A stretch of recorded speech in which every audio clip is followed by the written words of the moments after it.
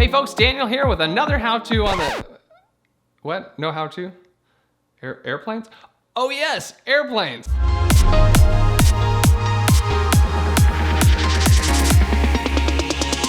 You know, 9 months ago when I started this channel, I said, hey, we're gonna do everything fast and fun. We've done cars, drag racing, and autocrossing, motorcycles, and I think it's about time we do some airplanes. So when I'm not making videos, my full-time job is as a corporate pilot flying a business jet for an individual going wherever they wanna go. It's kind of like a glorified Uber driver, except we go a lot better places and it's a lot more fun. When I'm not doing that, sometimes I'm teaching students how to fly in little tiny airplanes. I'll tell you more about the Gulfstream and my experience in another video, but today we're just gonna do a quick hop from my base airport in Hayward, California over to Reno, Nevada. We're gonna drop off passengers, make a quick turn, and come on home. To get you started, I'm gonna give you a quick basic overview of the Gulfstream cockpit, then we'll get strapped in and get out of here. So let's get to it.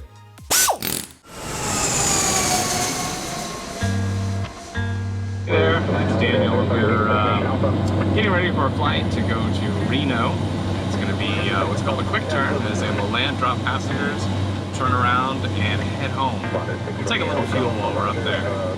It's a nice day out here at the airport, not too bad.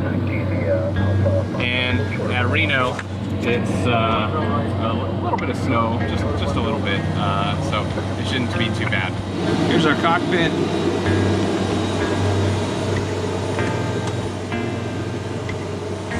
Basically here, this is our FMS, where we, flight management system, where we type in our routing. We can also download it from an online planning source. And it says here we are taking off from runway 1 right at Hayward, going to Sacramento, Tarver, which is a point in space, Spoon, another point in space, and then to Reno. We'll add in some extra procedures for guidance to the runway on our way there. Got our secondary FMS, so the pilot not flying can enter stuff in. We got a third one as a backup in case one of the others fail. This is our radio. It's got 3 comms, 2 HFs, 2 nav radios, 2 transponders, TCAS built in. We got another one right here. This page we've got set up to show all the information we need for an engine start. These are all of our warnings. These are all appropriate right now since there's a lot of things not running. These are all our primary engine instruments on the left and secondary instruments on the right. On the screen here it's a map, and right now all the green you see of course are radar returns. Our primary flight display showing altitude on the far right, our artificial horizon in the center with the pink guidance bars to tell us how to fly the airplane based on what the autopilot's set to do. On the far left is the airspeed. On the bottom left is the angle of attack indicator. The bottom center is our heading indicator and course guidance, and the bottom right is our vertical speed. Up top here, this is the autopilot. This is where we tell the airplane what we want it to do. Over here is our display controllers, and it helps us change all the information we see on the screens below. Here's our overhead panel. It's got electrical controls on the far left. In the center you've got controls for our APU, which is a small jet engine in the tail of the airplane to provide air conditioning and electrical power while the engines aren't running. Just below that is the fuel system. Up here we've got controls for the bleed air, which is extra hot air that comes off the engine that can provide services like air conditioning or heat, of course, and of course pressurization. And that's why it flows down here to a pressurization controller. And it also provides heat to our wings to provide anti-icing to the leading edges of the wings. We have other heaters for some of our probes, windshield wipers, passenger seatbelt lights, emergency power, fire test system, all the lights to the outside of the airplane, and the power switches for everything inside the airplane, like the galley and the cabin, and these primary displays that I showed you earlier. On the far left here, the cockpit is a tiller, and that's how we steer the airplane on the ground. You can use the pedals, and that you push them left or right, and that will steer the airplane a little bit, about 8 degrees. But this right here will steer the nose wheel almost 90 degrees left to right for nice tight turns. Over here we have our flap handle, a gust lock, our throttles, and these are our fuel cocks to start the engines and shut them down. And this is a speed brake. And there is a trim wheel on each side, but we do use the electric trim on the controller, on the yoke. And this here is a parking brake. So that's it, we're all set, ready to go. We're just waiting for our passengers and then we'll head out.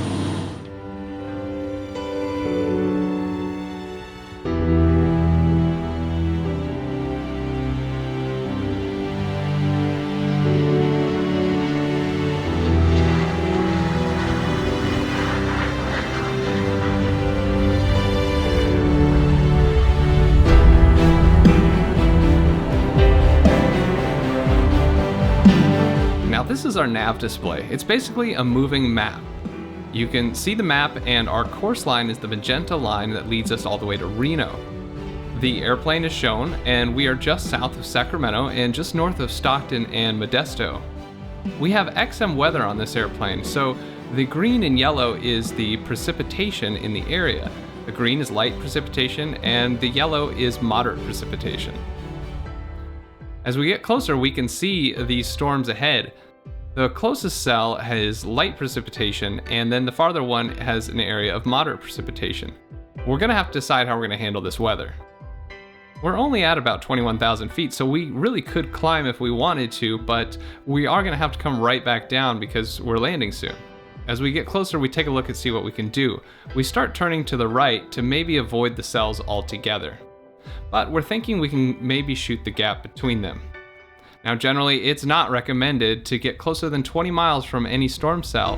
You need to have at least 40 miles between them. But with our experienced observation and some crew discussion, we recognize that there really isn't any turbulence so far in this area. There's no chance of hail or lightning either from these storms, and the number 2 cell is actually on its way out. So we make the turn to shoot the gap.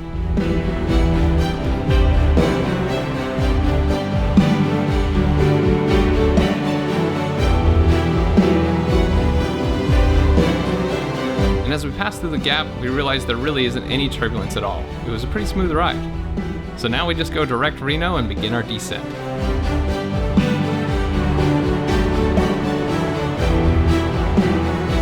I didn't film the arrival, but once we're on the ground, we deplane the passengers, grab some fuel, get the airplane started, and we taxi out. We're on our way to runway 34 right. As you look outside, you can see that the weather isn't that great here. There's definitely some snow and precipitation coming down, and it's definitely an unstable day. You can generally tell just by looking at the clouds and the way the precipitation comes down, as well as the turbulence in the area. Now we're taking off on 34 right, which has a 340-degree heading when you take off on it, basically north. You can see it's beautiful blue skies ahead. We'll climb out and make a left turn direct to California. Now in the G4, when we take off, my left hand will be on the tiller controlling the steering, and my right hand will advance the throttles to 1.17 EPR. That's the primary engine gauge. And when it's there, I'll hit the auto throttle switch and the throttles will advance automatically to the takeoff power setting. The pilot not flying will verify the airspeed indicators are all working, call out 80 knots, and I'll take control of the yoke. He'll call out V1, which is the last speed at which we will consider aborting the takeoff on the ground. Then he'll say rotate, and I'll lift the nose. We'll climb out, and as we get positive rate of climb, I'll call for gear up, and at 400 feet, we'll retract the flaps and set the speed target to 200 knots. Once we're out of Reno's airspace, we'll accelerate to 250, and out of 10,000 feet, we no longer have the 250 knot speed limit, so we'll accelerate to 280 for our climb today.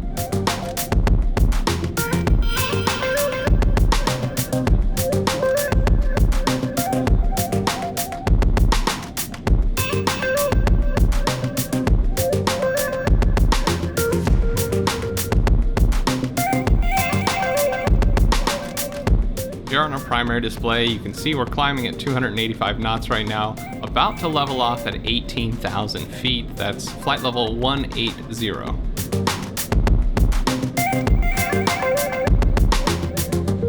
This will be an intermediate altitude as we're going to go all the way up to 220, which is about 22,000 feet. One of the advantages of flying a jet is that it can quickly climb to altitude, and of course, it can get to this altitude and much higher to get right up into the blue sky. Smaller planes might still be stuck at lower altitudes flying through the weather. This is a great view of Lake Tahoe below. Just after passing Tahoe and only 8 minutes into our flight, it's already time to start coming down. Here I'm looking through our heads-up display. You can't really see it due to the camera limitations, but all the information I need is right there, the same stuff that's on the primary display. It looks a lot like this picture. Having the heads-up display is nice because I can continue looking outside and still see everything I need without looking down.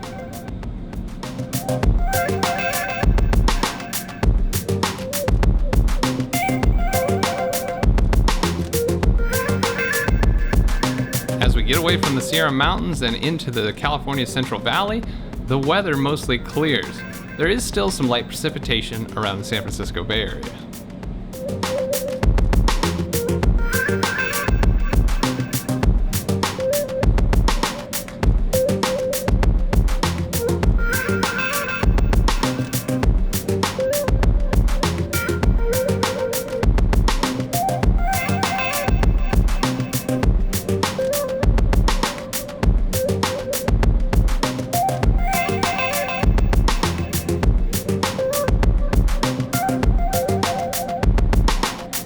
Approaching the green hills just to the northeast of San Jose, and we'll make our final turn towards Hayward.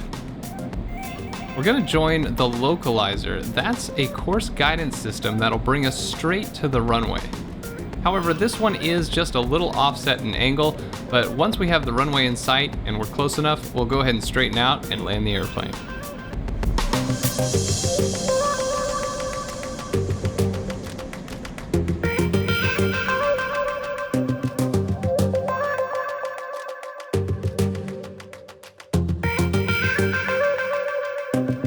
As we reach the end of the localizer approach course, we'll align the airplane with the runway and slow to our final ref speed. That's about 140 knots at our weight today. And then we'll touch down right around 130 knots. That's about equivalent to 155 miles per hour.